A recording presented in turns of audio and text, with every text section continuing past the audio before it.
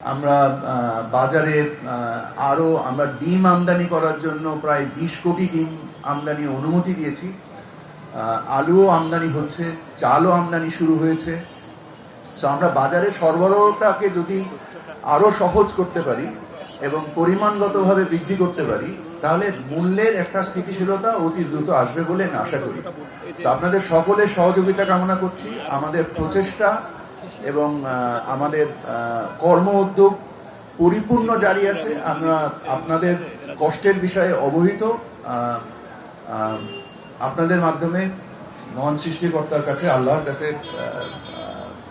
সাহায্য চাই, যার ফলে সকলের জন্য প্রয়োজনীয় স্বস্তিটাকে আমরা নিয়ে আসতে পারি। প্রত্যেকদিনই 50টা জায়গায় এই কার্যক্রমটা পরিচালনা করবো। আমরা চেষ্টা করবো এটাকে আরো বাড়ানো যায় কিনা, এবং যেটা সচিব মহোদয় বললেন যে আমরা এটাকে ততদিন পর্যন্ত জারি রাখবো যতদিন পর্যন্ত নতুন ফসল বাজারে সরবরাহ হয়ে এটার মূল্য সহনীয় পর্যায়ে চলে আসে। সো আশা করি ইনশাআল্লাহ আমরা সকলে মিলে একত্রিতভাবে প্রচেষ্টার মাধ্যমে বাজারে একটা স্বস্তি আনার ব্যবস্থা করব।